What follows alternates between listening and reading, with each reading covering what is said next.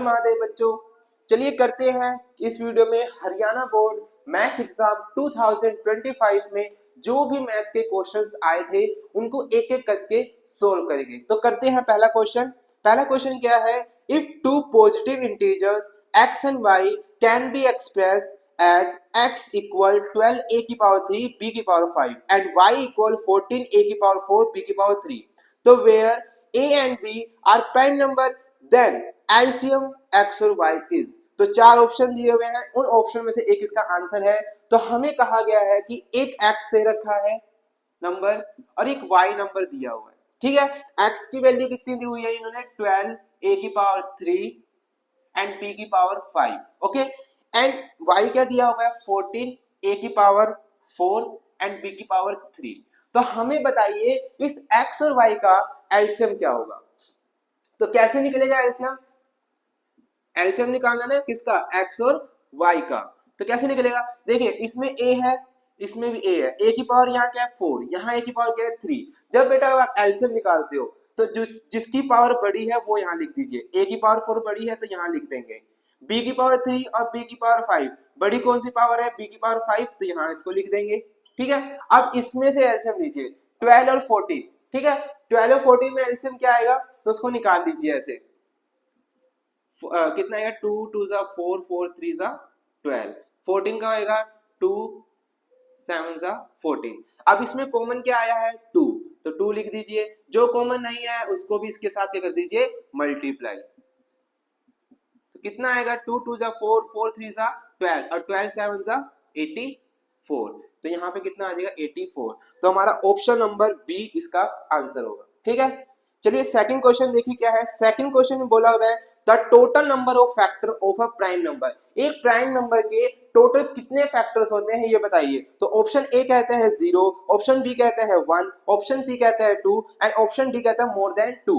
तो बेटा कभी भी आपसे एक प्राइम नंबर के पूछे गए फैक्टर की संख्या कितनी होती है, तो कितनी होती है हमारी संख्या 2। देखिए कैसे, मान लो 3 क्या है, एक प्राइम नंबर है। प्राइम नंबर क्या होता है, जो केवल अपने ही टेबल पे कटता हो, जो नंबर अपने ही टेबल पे कटता है वो प्राइम नंबर होता है। तो 3 अपने टेबल पे कटता है तो 3 क्या है प्राइम नंबर। अगर मैं 3 के फैक्टर्स बनाता हूं तो क्या बनेंगे 3 इंटू 1। अगर आप देखेंगे तो इसके फैक्टर की संख्या कितनी है 1 2, तो इसका आंसर कितना आएगा बेटा 2। तो ऑप्शन नंबर सी इसका आंसर होगा। क्वेश्चन नंबर थर्ड था वो क्या था, देखिए the number of quadratic polynomial having zeros -7 and 3 are, option है A 1, option B 2, option C 3 and option D more than 3। तो इसमें क्वेश्चन में पूछा गया है कि आपको जीरोस दिए हुए हैं, देखो जीरोस दिए हुए हैं आपको कितने, एक -7 है एंड एक क्या है 3।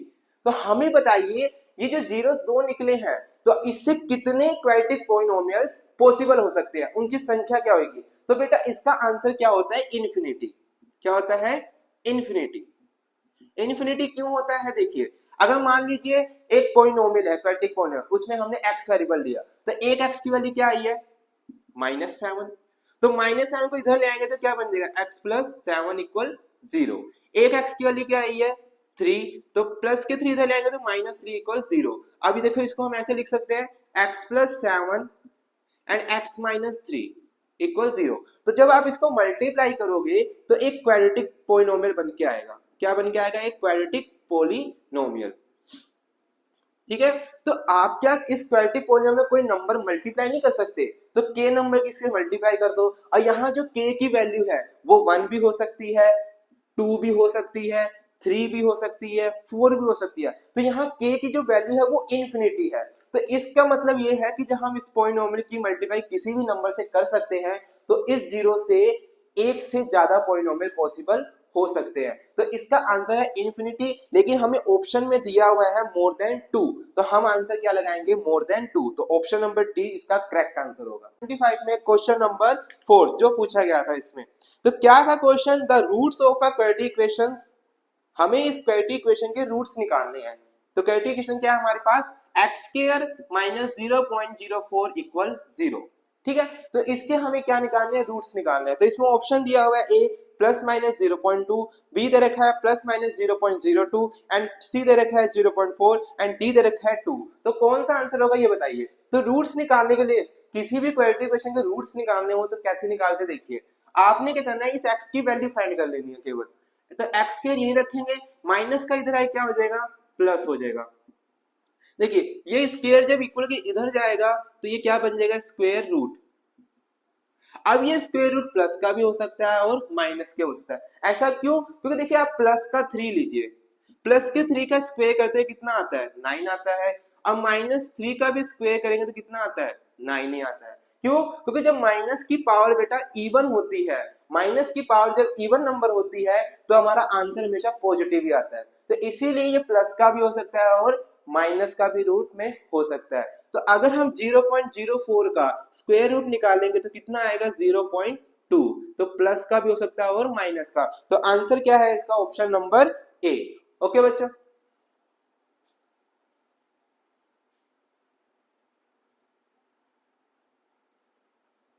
फिफ्थ क्वेश्चन क्या कहता है, चलिए देखते हैं।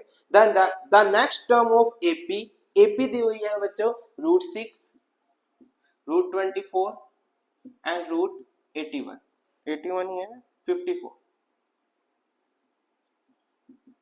हमें बताइए कि ये एपी है आपके पास, इस एपी के बाद इसके बाद कौन सी टर्म आएगी। तो ऑप्शन दिए हुए हैं ए √60 आएगा, ऑप्शन बी दिया हुआ √72 आएगा, ऑप्शन दिया हुआ सी √96 आएगा, ऑप्शन दिया हुआ डी √108 आएगा। तो कौन सा आंसर इसमें से है ये बताइए। तो देखिए कैसे करना है इसको, ये लिखा हुआ है √6 तो हम इसे लिख सकते हैं √6, ठीक है। अब √24 को क्या लिख सकते हैं हम, 2√6, √50 को क्या लिख सकते हैं हम, 3√6।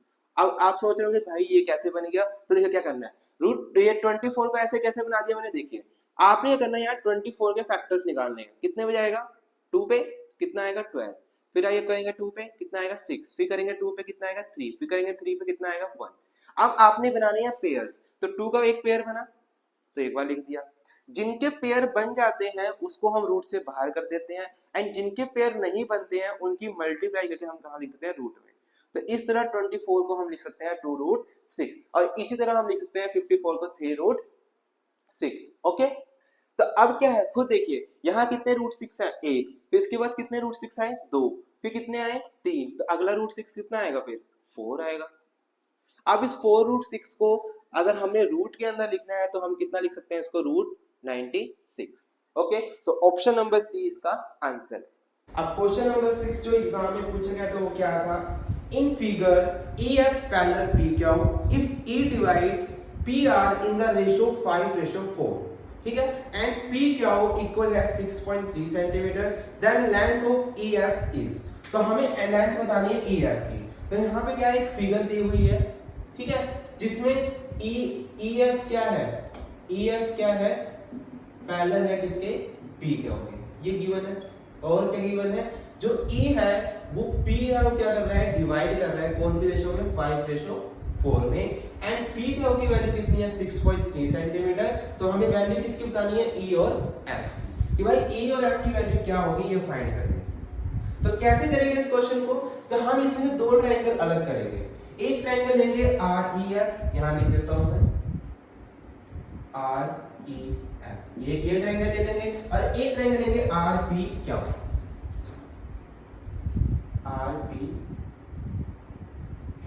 और इन दोनों ट्रायंगल को हम क्या प्रूफ कर देंगे, सिमिलर। एंड जब मैं इसको सिमिलर प्रूफ कर दूंगा तो इसकी जो कॉरस्पॉन्डिंग साइड्स का रेशियो होगा वो क्या होगा, इक्वल होगा। तो हम वहां से इजी वे में इसकी वैल्यू फाइंड कर सकते हैं। तो चलिए करते हैं इसको सिमिलर प्रूफ। तो ट्रायंगल कौन सा है बेटा, in triangle REF and triangle RPQ। तो क्या करेंगे, सिमिलर प्रूफ करना है। तो अगर आप ध्यान से देखो तो इसमें भी एंगल आ रहा है और इसमें भी एंगल आ रहा है। तो एंगल R इक्वल किसके हो जाएगा, एंगल R के, ठीक है, एक चीज आ गई। दूसरी चीज, EF किसके पैरेलल है, PQ के, ये लाइन इसके पैरेलल है, EF पैरेलल किसके है, PQ के। और जब दो लाइन पैरेलल हो तो ये वाला एंगल और ये वाला एंगल क्या होगा, इसका इक्वल होगा। मतलब ये वाला एंगल और ये वाला एंगल क्या होगा, इसके इक्वल होगा। अब कौन सा एंगल कहते हैं उसको, कॉरस्पॉन्डिंग एंगल। ओके, तो angle REF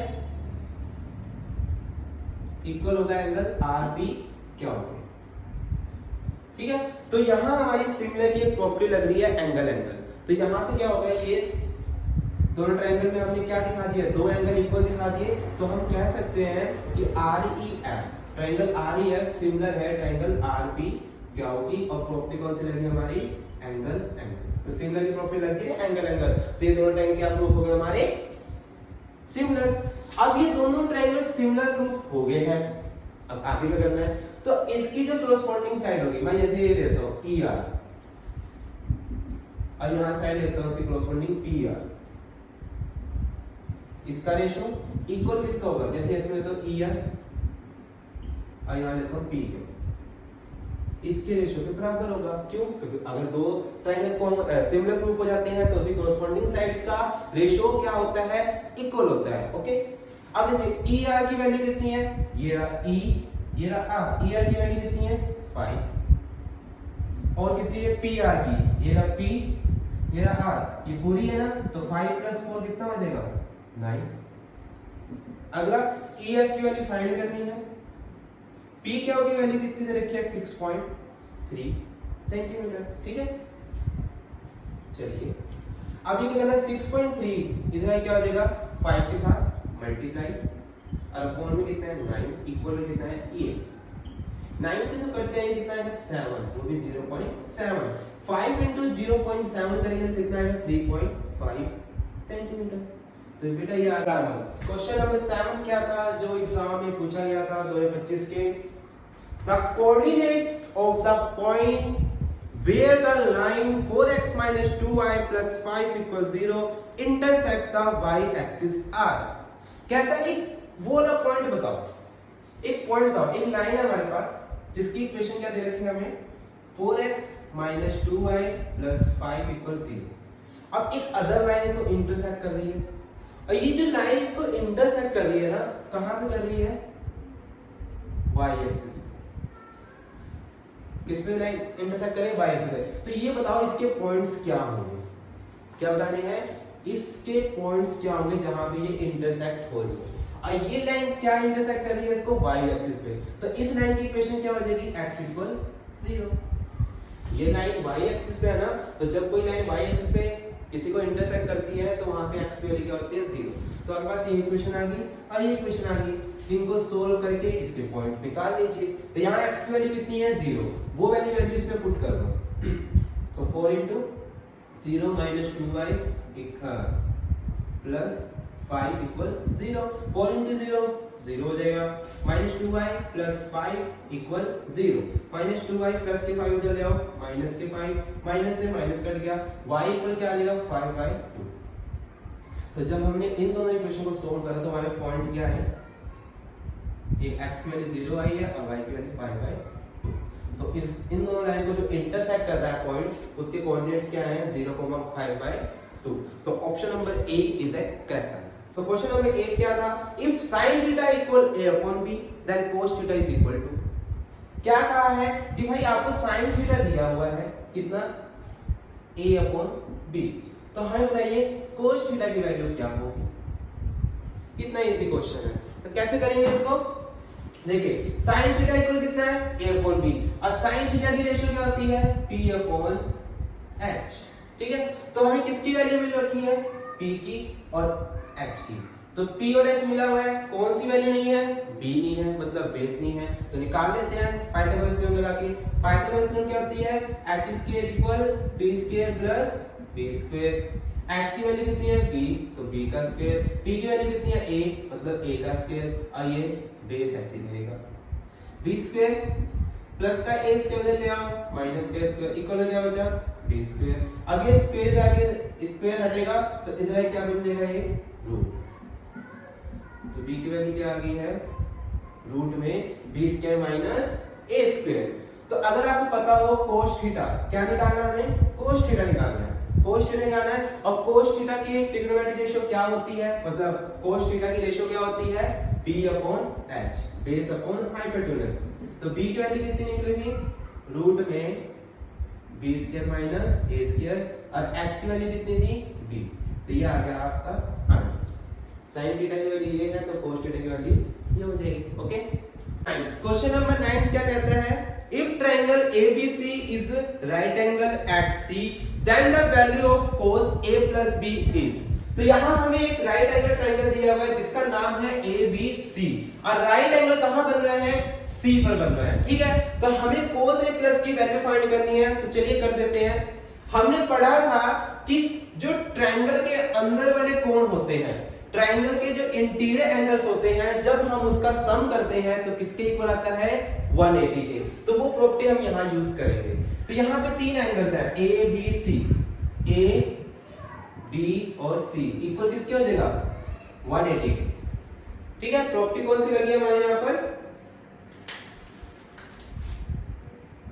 some of interior angles of triangle, okay. तो देखिए A का A लिख दीजिए प्लस B लिख दीजिए और C को हम क्या लिख सकते हैं, क्योंकि C हमारा क्या है, राइट एंगल है, तो C की वैल्यू कितनी हो जाएगी, 90 डिग्री इक्वल किसके हो जाएगा, 180। A प्लस B को ये रखेंगे 180 प्लस के 90 इधर आके माइनस के, A plus B 180 minus 90 degree, ठीक है। अब आपने करना है दोनों तरफ cos की मल्टीप्लाई कर देनी है, इधर भी cos के साथ मल्टीप्लाई कर देनी है इसकी और इधर भी cos के साथ मल्टीप्लाई कर देनी है, ठीक है। cos A प्लस B तो आ गया आपका,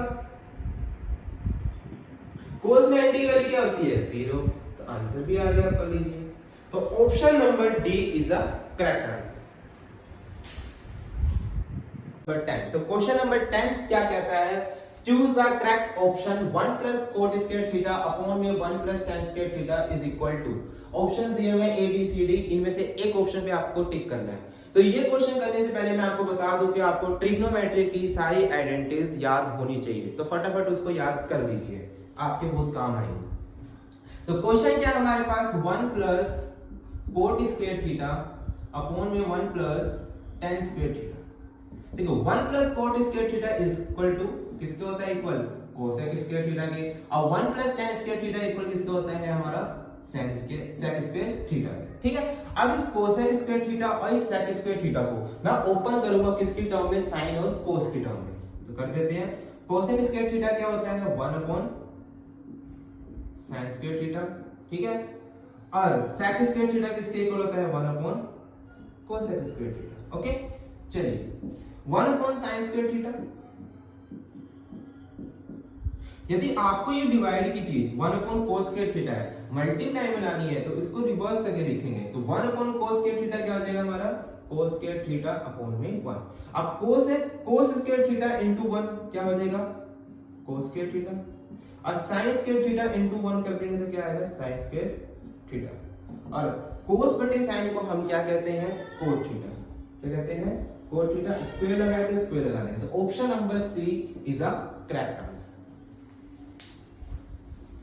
नंबर 11, ठीक है। तो 11th क्वेश्चन क्या कहता है, क्वेश्चन है the tangent to a circle dash to the radius through the point of contact. तो इसमें हमें आंसर फाइंड करना है, तो क्या आंसर होगा इसका वो बताना। तो पहले आंसर करने से पहले हम जान लेते हैं क्वेश्चन का मतलब क्या है। तो क्वेश्चन क्या बोला था, टेंजेंट टू अ सर्कल, कि एक सर्कल है, ठीक है, उसमें एक टेंजेंट लाइन है, ठीक है, टेंजेंट लाइन है to the radius through the point of contact. तो रेडियस यहां से बनता है ऐसे, और किससे कांटेक्ट हो रहा है, पॉइंट ऑफ कांटेक्ट, मतलब ये कांटेक्ट से।